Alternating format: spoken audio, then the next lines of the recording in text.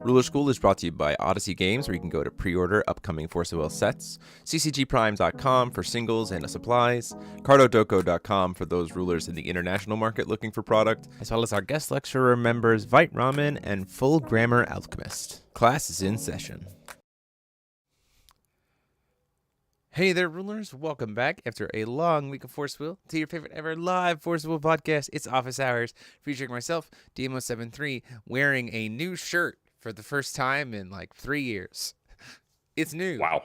I actually have new clothes. Crazy. Oh, and also today, for the first time, I'm really going to shock Paul here. Paul, guess what I wore to the store today? On my feet. Shoes? Flip-flops. Sandals? Sandals. Oh my God. This man has never worn sandals in his life. And I wore them to the store today. That's how I am, DMO73. And I'm joined as always by a mind-blown Paul Reisman. So mind blown that I am now Robomugo. Crazy. We had to rebuild him. His brain was broken. We had to rebuild him. And Mike Rance. And then I'm here to demolish both of you guys. That makes sense. That Classic. makes sense. Whoa, Yeah. hey, that segue. Hey. We like what we're doing here. If you like what we're doing and want to consider supporting us, and you haven't already, you can click that join button down below, or go check out any of the wonderful sponsors for the channel. Send a super chat, or even just like and subscribe and share it out with all your Force of Will or soon to be Force of Will friends. So, guys, this coming weekend, is the first ever United States Paradox GP. So let's talk about Paradox format a bit, I think we should. It's a lot to explore, so I figured I'd kind of talk about, at least from my theory of the case, for what is different about Paradox versus Wanderer. Kind of some things that we think might be cards to consider or cards to kind of watch out for still in the Paradox space. And then also I just have, as you see, the rulers here. There's 109 rulers in Paradox format currently. And so we can kind of, we're not going to go one by one, but we'll kind of scroll through Force of Wind here to kind of like talk about the ones that kind of jump out as either incredibly Paradox playable or like don't even bother even in Paradox. And kind of why. And so with that, I mean, we'll kind of start with the theory of the case with Paradox, as explained by the company, is they want it to be a naturally slower, grindier format that is more resonator-driven and not hyper-cancel combo-driven. Not nearly as explosive, not nearly as like aggressive, a lot more curtailed in terms of the early turns of like, it's about setup, it's about payoff, it's about board state, as opposed to look at this handful of quick cast cards, let me win. Do you guys think that you would agree with that kind of sentiment in terms of like what the ban lists have been and everything else, kind of messaging wise about Paradox? Have I missed anything there? I think you're hitting the nail on the head with that. I don't think you're missing anything there. I'm jumping ahead a little bit. I think the company's missing some things. Sure. We'll talk about that a little bit, because I think there are some, I think to their credit, I will give some grace, and Alejandro's here in the chat. I do think to their credit that they are still trying to fine tune the ban list for Paradox to truly match that intent. To truly match that mission statement. But I think that they've also said like they're updating the ban list as they feel like they need to, so it might happen more frequently than the traditional ban list updates, which I think is great.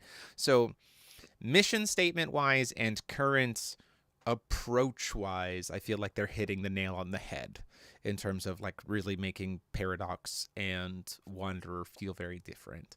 I think that Paradox gives some good opportunities for rulers that are maybe good in Wanderer to then be curtailed better so in Paradox, and also kind of vice versa. There are some rulers in that are really good in Wanderer that are unplayable in Paradox. There are some really not great rulers in Wanderer that suddenly have new life breathed into them by playing in the more limited format, which I think is very nice. So I played in the OLS this past Friday on Friday night. There were 14 players in the OLS. It was very fun. I played a first draft of a solo Ashwin in Paradox. And I played against Priscia, Joe Colin, Priscia. I played against Misha playing Tag Ashwin Gil Lapis, and that was very cool. And then I played against a gentleman who was playing Hitenryu on the servers, who was playing Yokoshima. And those are very cool matches all around. I went 1-1-1. Learned some things about Ashwin that I liked. Learned some things about Ashwin that made that like I learned some lessons about Paradox format that I wasn't thinking about going into it, like thinking from the Wanderer standpoint. And I had a really good time. It was cool diversity. Okay, listen, Joe, you're in the chat. You sent me a Facebook message that said, and I quote, "When I get off this plane, I will send you a voice memo with how to pronounce my name." I have yet to receive said voice memo. So who's really as it's spelled. So who's really at fault here? Me or you? Cologne. Still you. Cologne? Okay, Cologne. Yeah, Cologne. Okay, Cologne. Joe Cologne. Clone. Got it. Clone. Got it. Joe Cologne.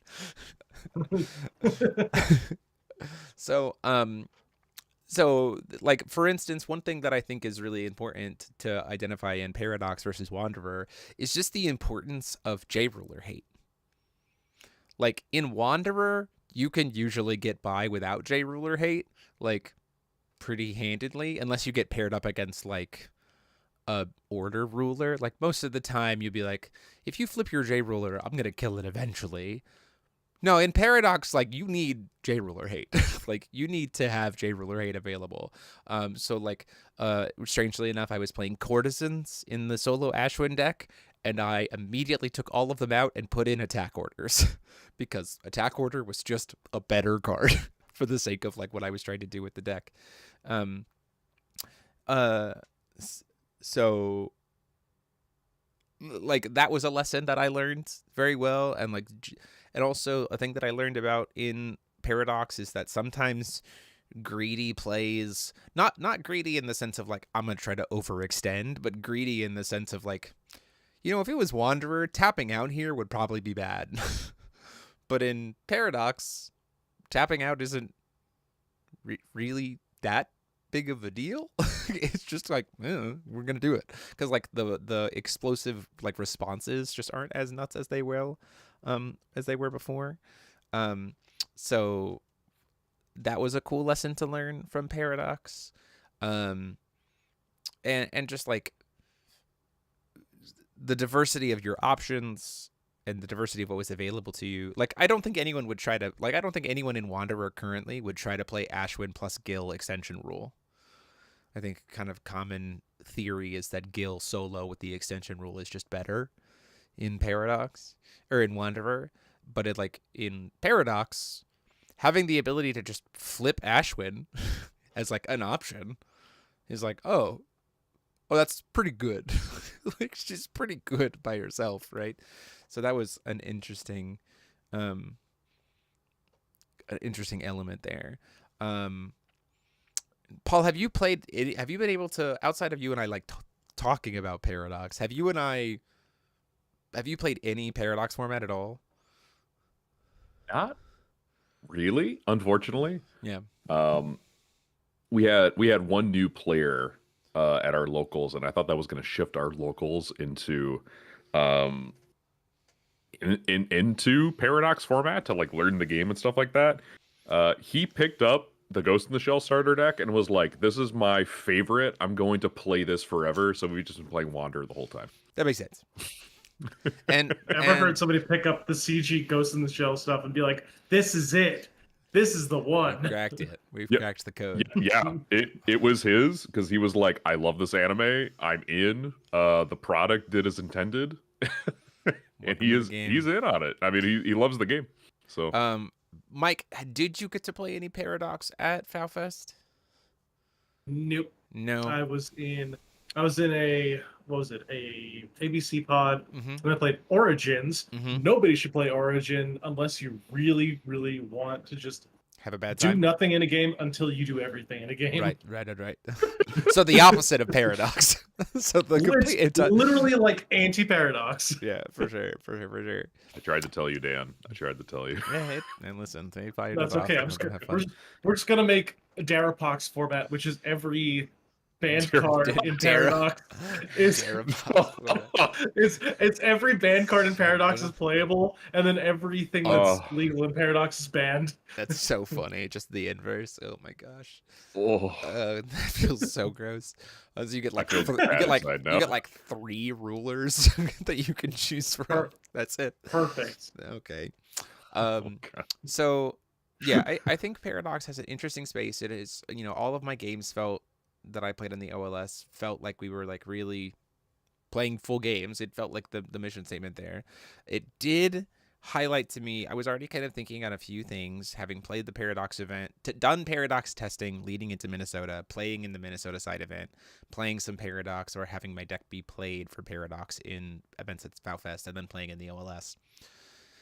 There are some elements that are still kind of bleeding through from Wanderer with regards to like very specific card types that I think need to be pruned, not in a way that it's just like detrimental to the format, but in a like currently, but in a sense that's like these are, I think, very easily prunable things to further enforce the messaging of what the format is, right? And primarily there are 3 cards outside. There are 3 cards in general currently that I think are very easily probably we're going to see them be played this weekend in a lot of different decks. And I think you're going to see them in a high percentage way. And I think that they're very easy to say, like, these, I think they serve a purpose in Paradox that makes them more aggressive tools than defensive tools. And I think that kind of goes against the spirit of what they want for Paradox. And that's specifically the Reflect and Refrain 3-drop, Zaki's New Plan, and High Speed Uppercut Treatment.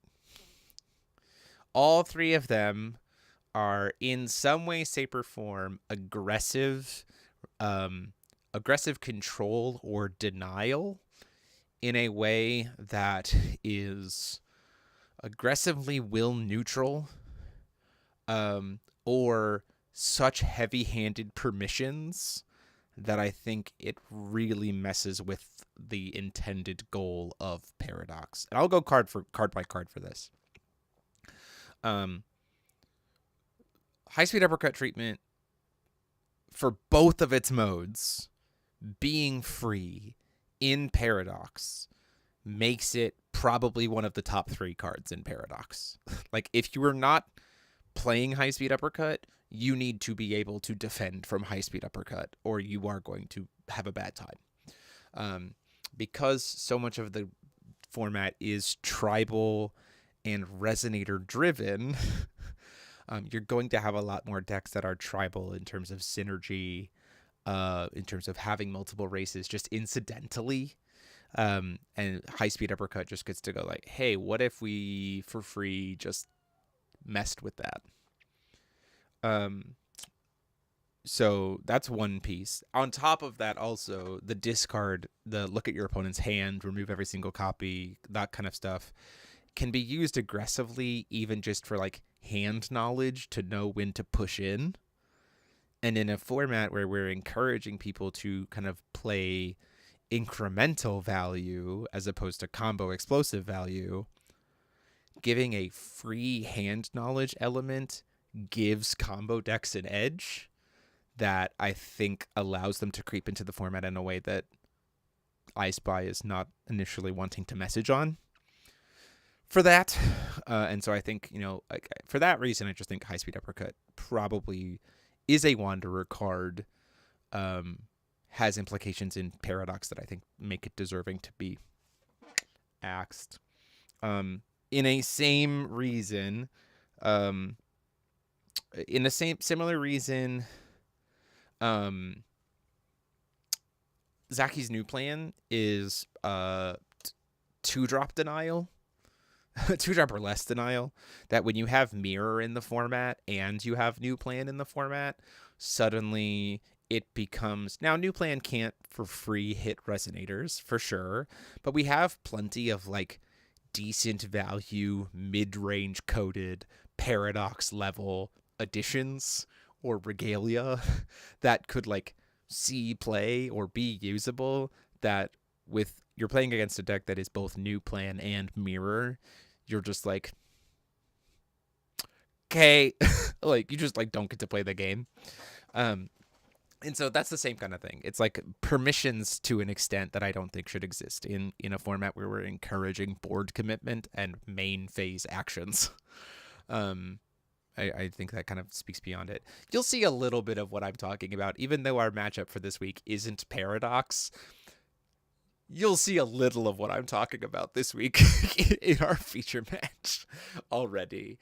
So like you could imagine like what I mean by that perspective. And I think it's like I think New Plan has a place in Wanderer for sure. I'm not really concerned with New Plan in Wanderer because we have so many more ways to like mess with it. We have a lot more quick cast options. We have a lot more ways to kind of like bait it out or cheat it out or interact with it or do all these kinds of things. Just in Paradox, the mission statement of Paradox, I think, is just like kind of goes against New Plan. And then the Reflect Refrain Resonator, I think, is strangely enough, I think it's New Mirror in Paradox.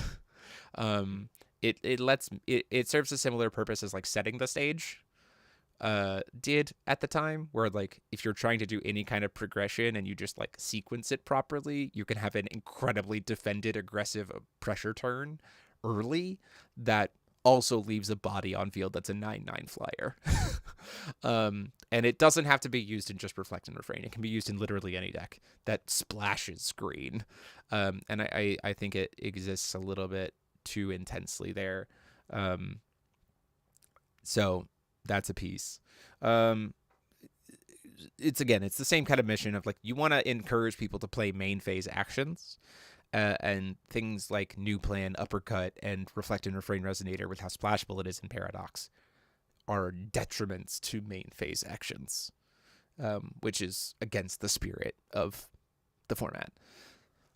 So those are actually the three. So those are two of those categories. I put New Plan and Uppercut in the same slot for me for like the cards that I'm watching this weekend. Like I put Reflect and Refrain as like the number one card to watch, New Plan and Uppercut second card to watch, and then third, I'm really curious about Contracts, just in general, because in a format that's board centric, in a format with limited J ruler removal or having to respect J rulers, Contracts are really interesting to me in the fact that it's without having imperishable, it's multiple J rulers. And so that to me is an interesting space to explore.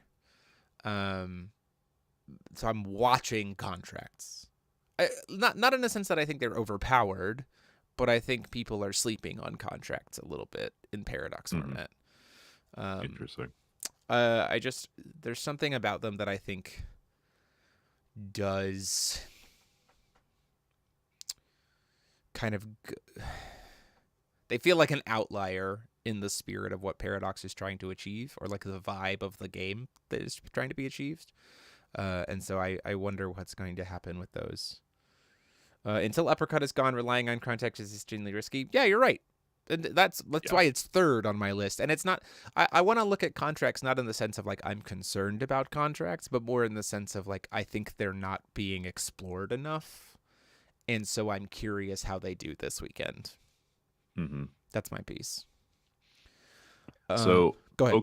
Folks know, because I've seen people like copy these on Force of Wind. People know that I have meta breakdowns and things like that, just for my own sake, for both Paradox and Wanderer format. The current contract rulers that I think people are most likely to flock to, and again, I know absolutely nothing about the format, but just like looking at the way that the format is shaped, these are the things that I think people would gravitate toward. Obviously, contract R&R is proving that it has a lot of value as a green cancel deck. Probably one of the three best decks in format. Probably also has natural natural outs to Uppercut just in the deck, because that's how that works. Memory of Worlds, a Uppercut feels really good, I hear. Um, I would also look at hide Mm. potentially as well. Mm-hmm. She gets access to mirror, so she can protect herself from uppercut. I'm really curious about Electra as well.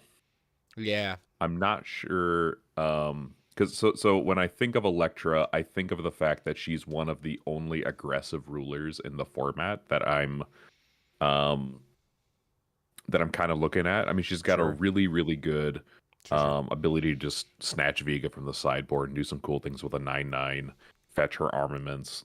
I think there's some space there to mess with her Mm-hmm. as an aggro player. Um, but then again, you might just play Priscia instead. To Stephen Justwain's point, Star Scale can GTFO2 at least until there's like one more answer, until we get other Tri-Stones, if we get them. Agreed. I don't know, man. I think I haven't seen the influence of Star Scale in Paradox, and like as much as it's kind of been unfortunate to have to play Pain Stones, I haven't felt punished by that, I guess, in a way. So I'm not necessarily sure if I think that Star Scale needs to be banned quite yet, or is like on the chopping block for me. I mean, it's an interesting perspective. I get what you're saying. Um, I guess I have yet to see decks trying to suddenly casually splash Star Scale in Paradox format, but maybe I'm missing something. I suppose it could be really good against Priscia, but there are some other neat ways to mess with Priscia. um, uh, I do want to throw Joe under the bus a little bit in our game that we played. So I played against his Priscia list, and I was playing solo Ashwin. And I'll pull up Ashwin here real quick. Did you know that most of the cards in the Priscia deck that are problematic have the text "if you do" on them? Context. So, Ashwin, while the weather is pollution, for a person, if their weather is pollution, when something and any entity they control would leave the field in any way, it gets removed from the game instead. So things like hairpin, say when it enters, you put a stone on the bottom of your deck, and if you do, you get a new stone. Ashwin just says you don't get to do that. Ashwin says, no, your stone doesn't get hit the bottom of the deck; it gets removed. Yeah. So, Cute. so Very cute. I do want to say that on our first game, Joe went first and used the hairpin, the sub ruler, to burn me down to 400 life, but could not hit me anymore because he had no stones left in deck, simply because Ashwin existed. So I was like, oh, neat. So that was fun. Some people don't have access to diverse stones sometimes, especially at a new standard format. Yeah, that's fair. I think that like the Tri-Stones, when you think of Tri-Stones, Crown Stone, the Moonstones, and the Shock Rocks, usually there's enough to cover 10 stone types. Or you can just figure out what color you have to have exactly on turn 1 and just play a basic of that stone as your 10th stone. And it's usually enough. Because Paradox is naturally kind of a slower format, I think you can afford to be a little bit wonkier with your stone base. I just think because you have a little bit less pressure on you to like get 2 good stones right away. Didn't get Sympathy of Fire and Wind either. Felt bad. Yeah, for sure. That was a little unfortunate. Playing solo Ashwin to hard counter all the Priscia players this weekend. There you go. That's what we're talking about, boy. So, something like Min sees 1 of 2 copies in his 60 card deck opening hand. I mean, like, Minha's an anomaly. Like, it's fine. You just let that happen. I mean, I'm sure. I guess you can watch Star Scale, and maybe that evolves as like we get different stones, or if it truly becomes a problem. But like, that's a different question against the spirit of its intent versus the spirit of Paradox versus New Plan, Uppercut, and Reflect and Refrain. Like, I think those are genuinely different in perspectives. I'll put it to Mike here as someone who's never played Paradox. Thinking about the two different tides, Starscale is made to be a stun tool, and it's an anti-burn tool, saying like, well, we're going to punish you for getting greedy with your stones. We're going to maybe slow you down that way. We're going to stop you from being able to burn me out, versus permissions that can be used aggressively to protect aggressive plays. In the spirit of Paradox, kind of the intention and how you have kind of felt about the idea of Paradox in their mission statement, which of those do you feel like is more of the actual like concern versus the spirit of the format? Yeah, I mean, big thing with Starscale is that like it's so obviously I'm going to preface it by saying I think that anything turn 0 that places some kind of condition on the board that like is difficult to interact with is something that I typically don't have high opinions of for the most part. Sure. But I do think that like, you know, even playing in a Wanderer event, you know, I was kind of coasting through losers bracket for most of it, so I didn't really get Starscale for the most part. Right. But the fact that I didn't get Starscale in losers bracket does make me think. Obviously, there is some concern to having it. Sure. But at the same time, I do think that the aggro and the burn tools are, what's the word I'm looking for? They're less abrasive as they are in Wanderer. So the most reliable thing to deal with the most reliable thing to deal with it currently in the format is Courtesans, which is unchaseable. The inheritance effect is unchaseable. The card itself is untouchable, I should say. So Courtesans just gets rid of it. I will say having other tri-stones would be nice to have, though. Yes. So from that perspective, I think the Starscale argument, I think, highlights another current hindrance of Paradox, which is that we don't have the other tri-stones. We haven't seen them yet. So, like, there is some awkwardness stone base wise that comes from that limitation, and I think that is a fair critique of Paradox format, that we only don't have have true duels anymore. Yeah, we don't. I don't even think I don't really mind the burn from the true duels, but like the fact that there's a natural advantage to certain color combinations, like the fact that green, black, red exists, but not green, black, blue, and not green, black, white. Right, like that's a natural like variance there that I can concede is a something to look at for Paradox as like a means to make the format healthier. That's for sure.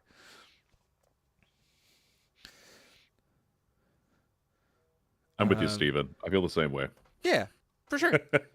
Right. So I think the conversation is Starscale brings an illustrating point to the fact that Paradox is still at this point incomplete in final execution and resources available, which I think is fair, which is also one of the reasons why we're not doing Paradox content on the channel yet. We're waiting for Evil Cluster 1 to drop so that we like that's like the true like in our sense probably when Paradox will quote unquote start to reality, even though it's active now and we have GPs for it. America. Yeah, for sure. So those are my kind of like cards to watch out for, elements of the format. I feel like outside of those few things, they really have hit things pretty well. I think that there are things that probably deserve to be hit out of Paradox as well. Things that I'm really watching for is the Gil extension rule in Paradox. There's an element of like it feels very similar in power line with the other extension rules that they've banned out of Paradox. I think really I had this conversation with Shunpo earlier. I think probably the only Masterpiece 2 extension rule that should be in Paradox is the Lulu one. That's probably about it. Everything else feels pretty Wanderer coded, and they've hit 2 of them so out of Paradox. So that feels like it's get riddable of, and that doesn't like suddenly remove Gil out of Paradox format. He still gets his sub ruler. Like he's still very much a good Paradox ruler with his sub ruler. You just take the XR out of it. Oil Pond in place of Yo Midgard. Next cluster starts in Yo Midgard. Time to invade Yo Midgard for its oil. Oh, That's God. fair. That's very funny. So with that, let's You're go ahead and so right. let's go ahead and kind of start through these rulers here and kind of talk about just kind of quick glance. Feel free to share your thoughts or your perspectives in the chat, or Mike, feel free to interrupt me if there's one that you feel like I'm completely wrong on or that you want to speak on. I don't know things about anything, but I will definitely interrupt you. At Yeah, some for point. sure. Feel free to interrupt me at any point in time. So we'll just kind of start with Masterpiece 2. I think Ashwin has playability in both a Wanderer as both a solo and a tag. Again, her mainly because of her J ruler side in terms of tagging. She is an imperishable. She does interesting manipulations of things, and she does good pressure.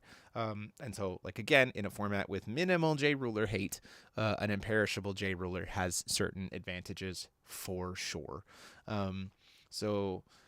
Similarly, Hachisuka is like a ruler-driven ability that can be a tool in Paradox, which is nice. Helen, I feel like Helen doesn't really lose anything going out of Paradox, going into She Paradox. loses. But she didn't have loses anything. Kiki. She loses Kiki. That's a big piece. Yeah. She loses Kiki, but I actually don't think that's as big of a deal in a slower Sure. format. Sure. She has more time. She has more time.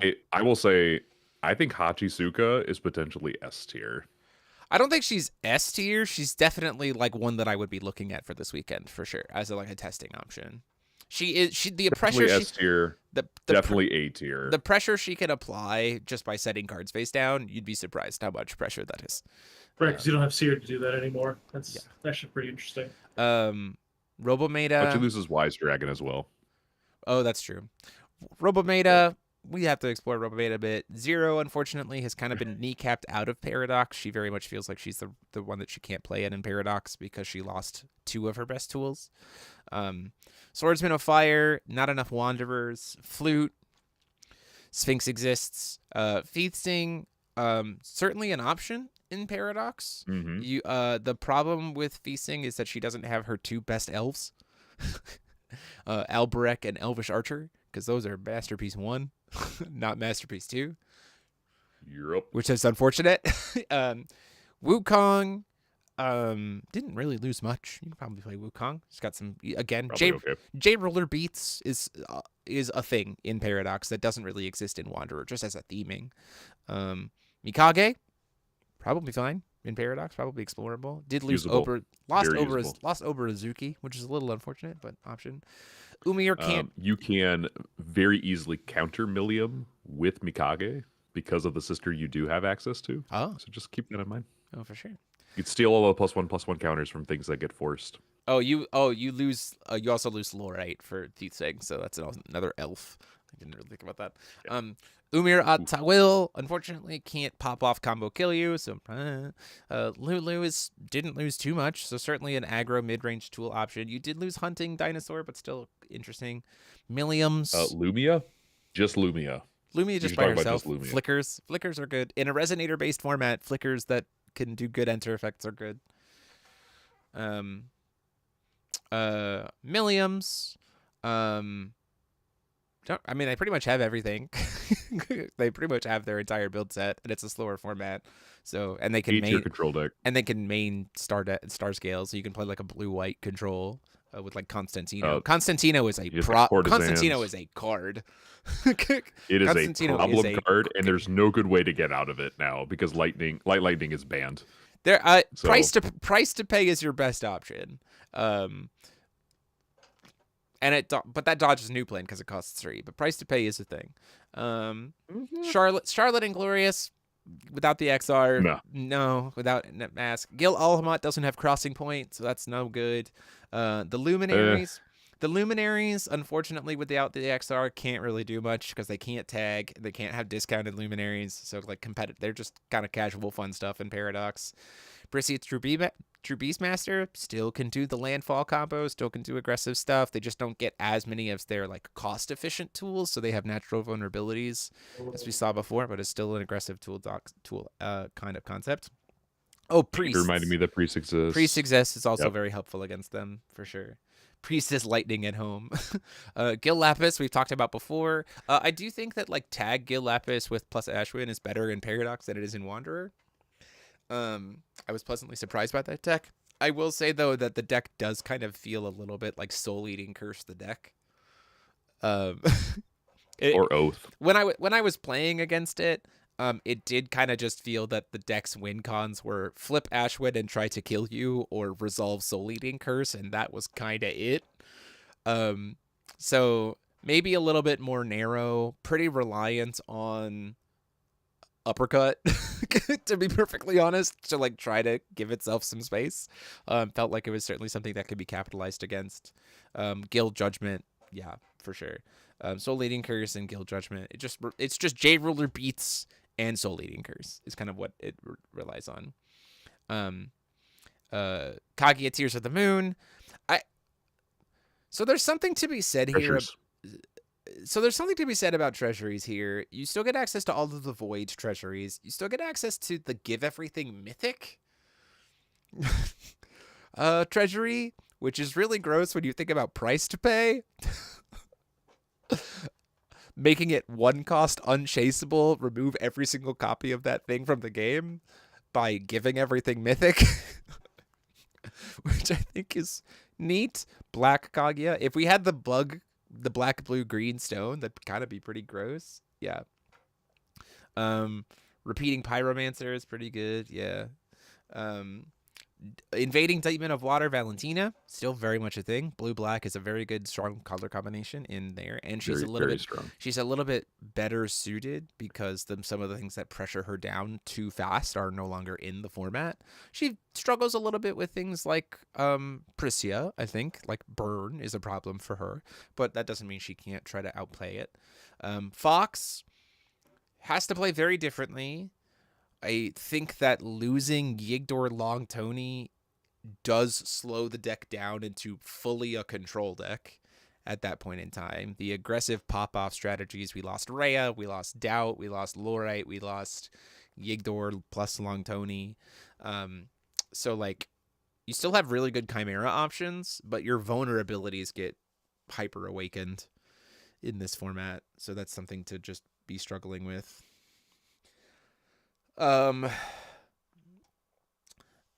Yggdrasil can tag with can have a guaranteed tag partner in the form of Brain Turn On, in the form of Seaman. You just don't get the 7 King stuff, but you do still get Fire Pit Trap, so you can still like play into it. So I'd be curious to explore it. I think there might be something there worth exploring. Fire Pit Trap to draw 4 cards every single turn is interesting space to explore. Oh, that's right. Dark Tree's banned in Paradox. That's why. I keep forgetting that he's banned in Paradox. Book of Light, Book of Dark. Book of Light, Book of Dark, not really a thing because they can't get the thing to let them swap. You don't get a sub-ruler. Yeah. Giotto. Controversial take. I'm ready for it. Potentially A tier. I have seen some spice. Okay. Cool stuff. I definitely think I definitely think explorable. I think naturally maybe a little bit more. Not sure, not explorable. It doesn't have explore on it. Hey, fun. The plane is pretty good. The plane is very good. Plane is really good. Mm-hmm. Air fleet's I do not think you are playing tanks. I think you are playing some other stuff, and lots and lots of planes and lots and lots of planes. Yeah. For sure. I'm a little scared of Giotto in Paradox, actually. Moonglow, pretty good. I think Moonglow's got some space. Again, there are rulers that I think would give it when you have banned? Yeah, Hugh's banned. Hugh's banned. There are some cards in Paradox that rulers in Paradox that I think they have a natural element of they've been given more time. And so then when you give them Paradox, it's like, oh, well, that's the time they needed to be explorable, right? I think of things like Moonglow. I think, Moonglow,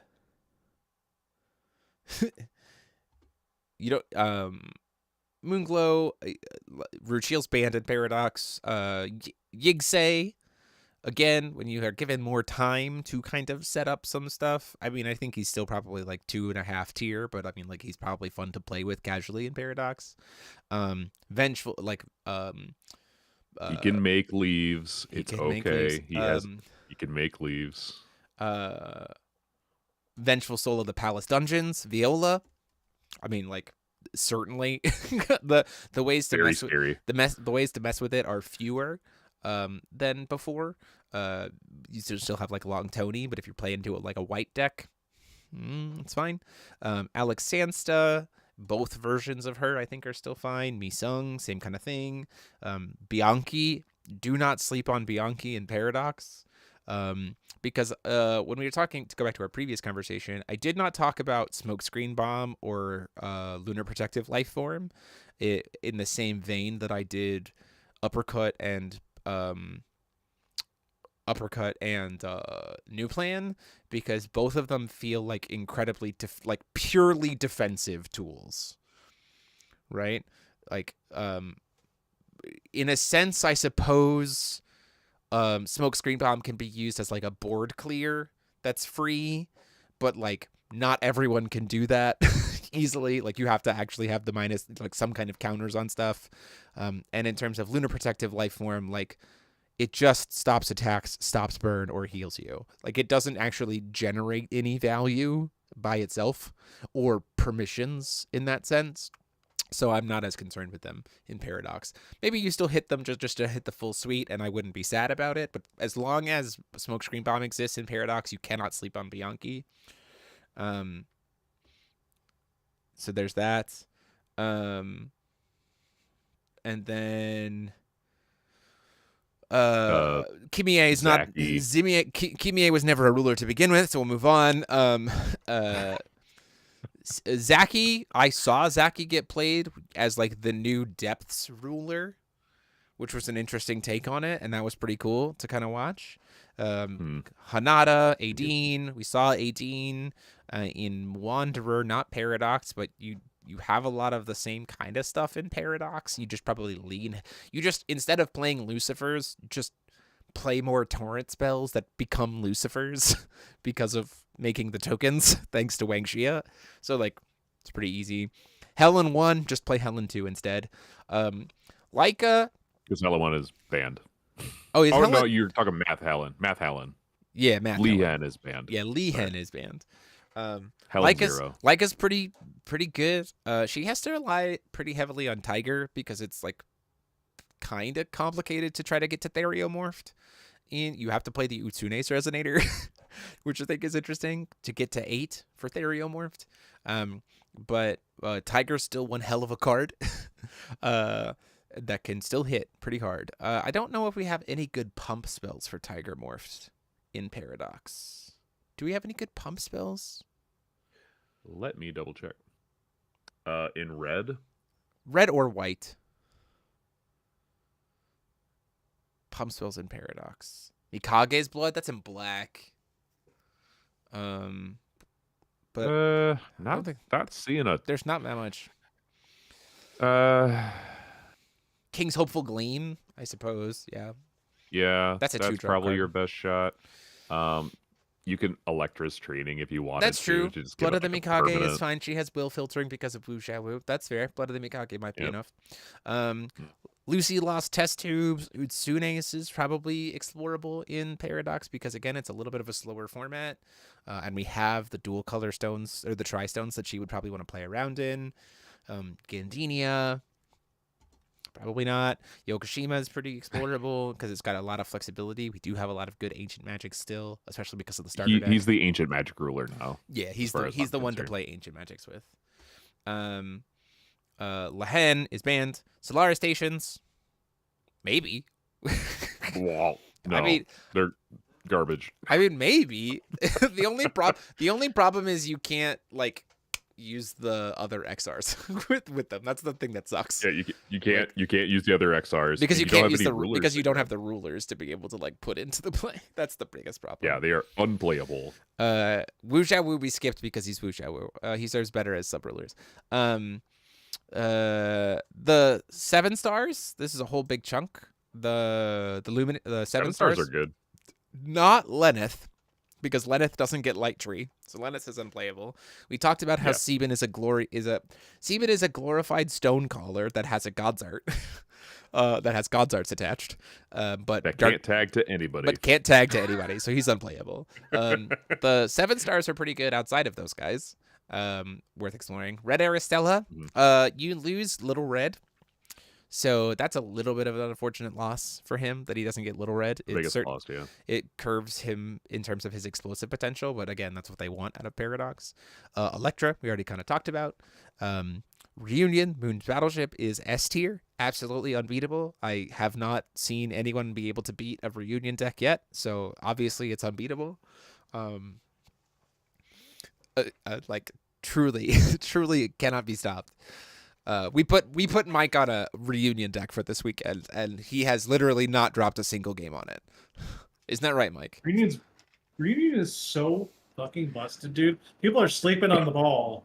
You gotta keep your eye on the ball, people. We mailed Mike Rance a Reunion list, and this man has not dropped a single game using this Reunion list yet. I am undefeated with He Reunion. is. True. He's undefeated. Ponder. It's crazy. It's crazy. Ponder or in this timeline, it is the basketball. It's the basketball. This is basketball timeline, baby. There's nothing in the rules that say a basketball can't play basketball. You're right. Nothing in the rules says that. But there is something in the rules that says you can't use mirror. Well, actually, wait. Jeremy, I just realized something. Mm-hmm. In Paradox, I can't play Pregnant Lady. That's true. We weren't using it. We weren't using it. You need another pregnant lady for Paradox. I'll go through kind of quickly. Actor Try, Octs, Veer, Olga, Wunf. Again, I think that like not really Dry, because Dry has the like +1/+1 counter infinite, but like there's so many things that mess with it. Veer, I think maybe no unplayable in Paradox. What did she lose? She has all of her tools in Paradox. It's not that she doesn't have tools; it's that her tools just are not as effective. As a combo deck. Sure. She loses a lot of her combo pieces, and I think for me that's. I mean, she has no last movement. That's she does true. Not have Loki no enters the Game of Gods. Yeah, that's fair. She did lose quite a bit. She gained some things. I trust Mr. Mermaid Stan. Yeah. Diva, strangely, doesn't even work with her really. You would think that she's the ruler, because I mean, like they're literally saying like you can only get Music Dance off this card. It's so bad you don't even want to do that. Sure. It's bad. Interesting. Olga. I tried it. Olga, I mean, relevant. We've talked before about J Ruler beats, and that green control has a space within Wanderer. So if you can get that thing contracted, Blazer is a very good card. If you can get that thing contracted, hard to answer. Replicant Blazer, Replicant Sylvia, I think are really underexplored. Very good cards. Mm-hmm. You have the stone for it in the Lycan's Bloodstone. Funf is very similar to me in the sense that, like, if he's given more time to be able to set up, I think you would be surprised that, like, it is one of those things where if they can do solo Child of Death, Funf is one of those things where, like, if you can set up the lock is fully doable in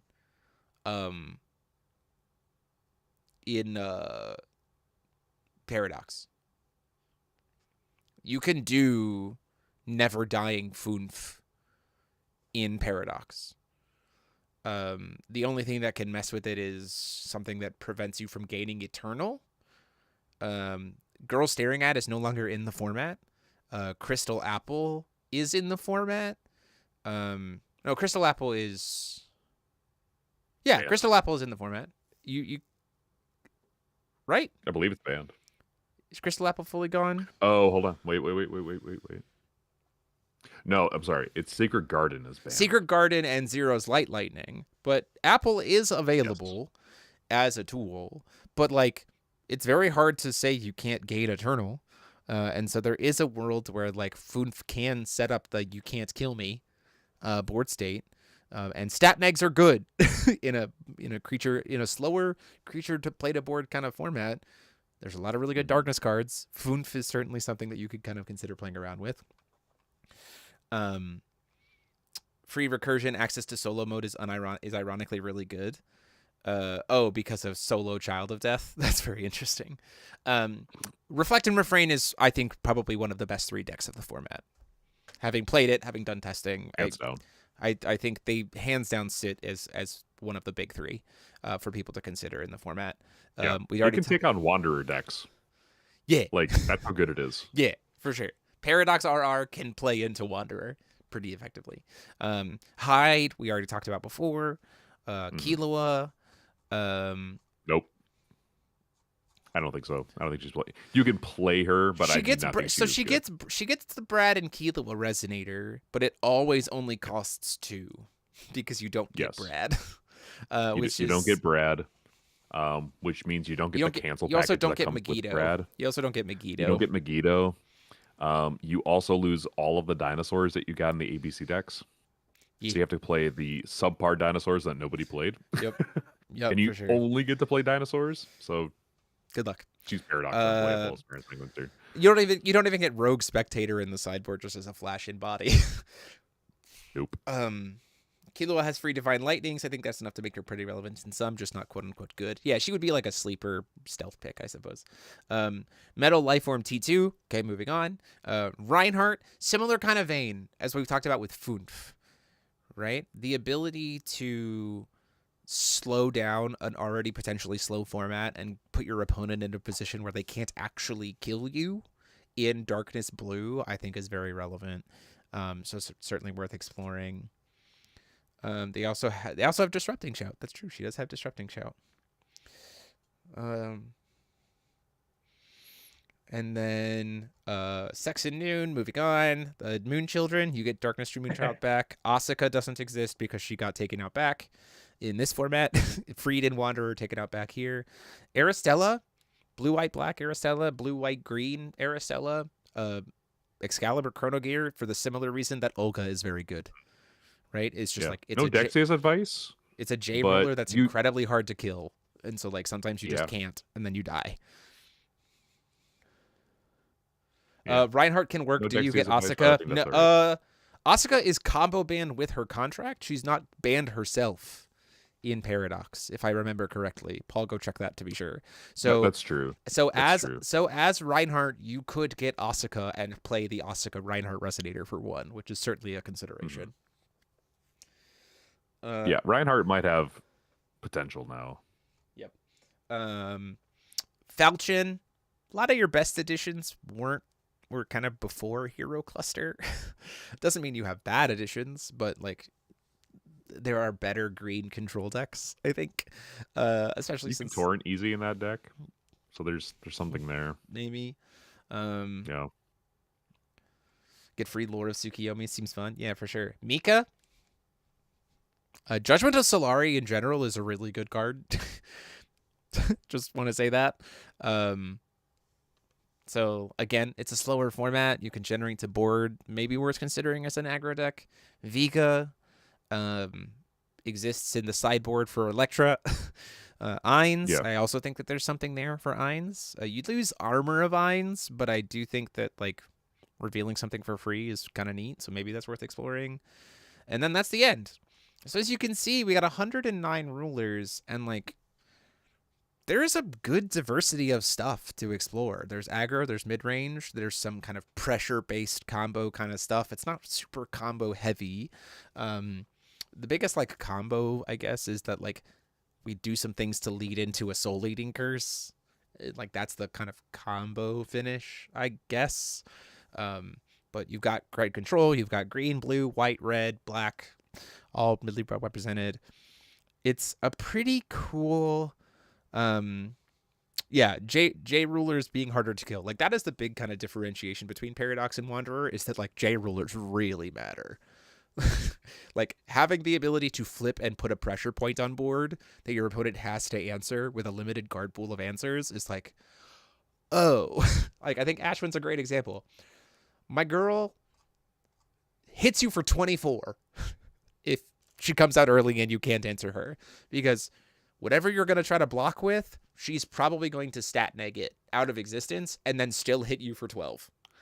So, like, like that's a problem, right? So that's kind of the big lesson. And what we'll be looking at, uh, we'll be looking at in this weekend. You know, I'm looking forward to seeing what the competitive scene looks like this weekend. There's a lot of space, a lot of world to explore, and then we'll also be interested to see if it after this weekend, because Alejandro, correct me if I'm wrong.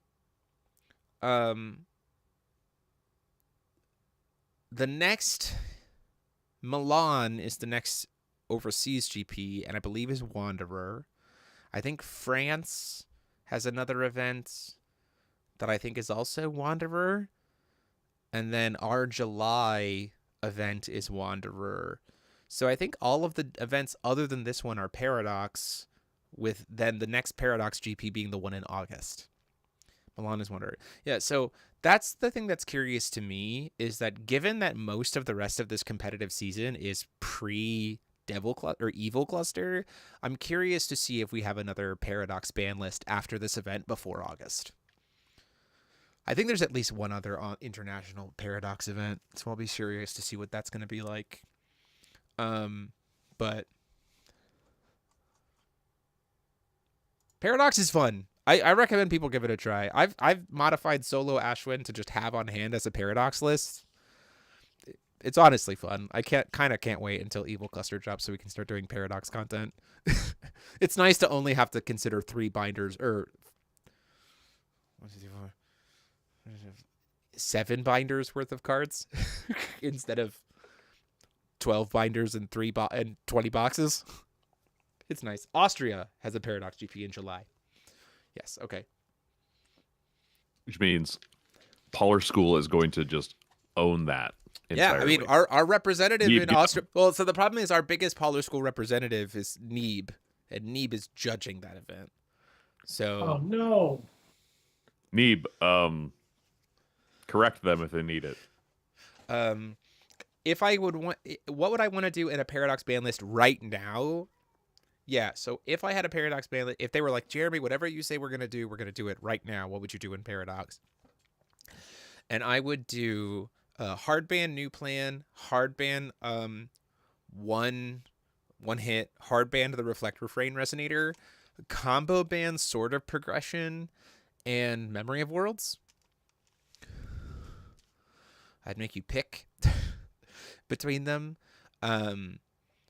And the Gill, not one hit, sorry, high speed uppercut, and I'd ban the Gill extension rule. That's what I do. So, because to me, the biggest piece going into this event is that I worry in hitting new plan and uppercut that Reflect and Refrain, even if you hit the Reflect and Refrain Resonator, is still too good because of the pure card advantage value that they get in a format that has a hard time dealing with J-Rulers when they also get to play Sword of Prog and Memory of Worlds. So I think you need to hit something else out of Reflect and Refrain. And so I think making people choose between Sword of Prog and Memory of Worlds separates the green control decks into 2 camps, Reflect and Refrain and Olga, which I think function differently as decks, and that's where I want green to be as a control concept in Paradox. So I would do Sword of Progression and Memory of Worlds. I would combo ban them. I'd say pick one. And that would be it, honestly. That's kind of all that I would want to do. I know that some people are worried about Leica, but I think that if you weaken green control a little bit to make them more differentiated, hit uppercut, hit new plan, hit the Gill XR, then you free up a lot more space to be able to answer Leica. Then the next card that I want to watch is Soul Eating Curse. But honestly, with the Gill XR out of the format, it feels like a fair end game card. You know what I mean? That you have to like work towards. And I suppose there's something to be said about maybe we look at Hachi or whatever, but like there's nothing to me. Hachi has vulnerabilities. You absolutely can rush Hachi down and she just dies. She's just like, I removed 4 of your cards from the game. Great. Like, You get Soul Eating Curse with Valentina. I could see that. Probably. I could see that. We need some data on it, but I can see it. Yeah, yeah. I mean, like, I wouldn't. I guess I would say this: if I had control over it, those are the changes that I would make. Soul Eating Curse would be on a watch list for me, but I'm not entirely sure exactly what I would do for Soul Eating Curse. And then, what was the other thing that I was thinking of? That's it. I think that's it. It's like Soul Eating Curse would be on my watch list element, because like Hachisuka, and honestly, Soul Eating Curse get really messed up by songstress. Like ridiculously messed up by songstress. It has barrier blue, white, black. We don't have Zero's Light Lightning. It doesn't have Mythic. And it just says your opponent can't play from the standby area or cards with X in their value. X cost.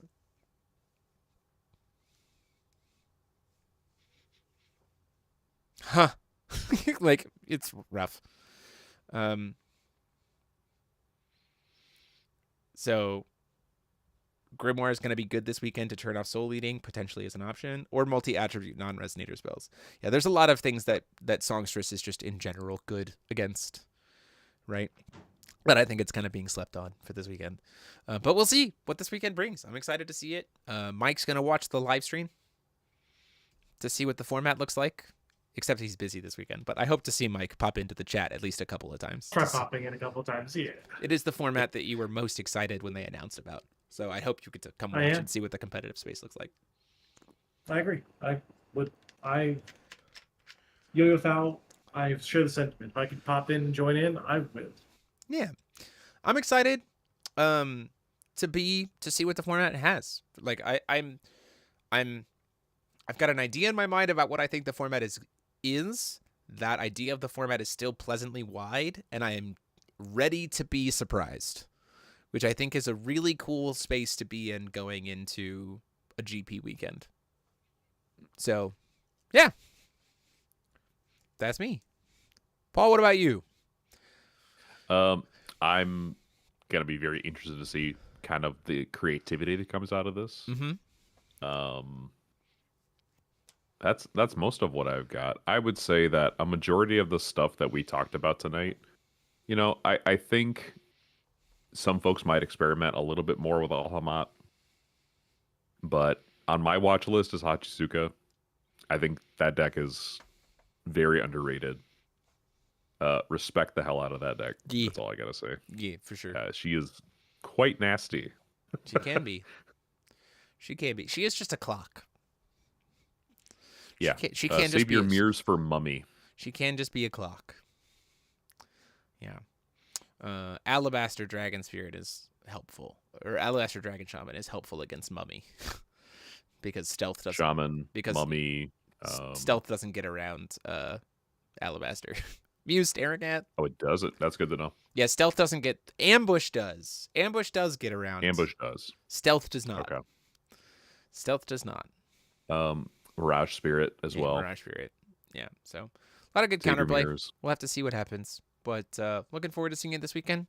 As always, thank you all so much for watching. And I have been DMO73, joined, as always, by Paul Reisman.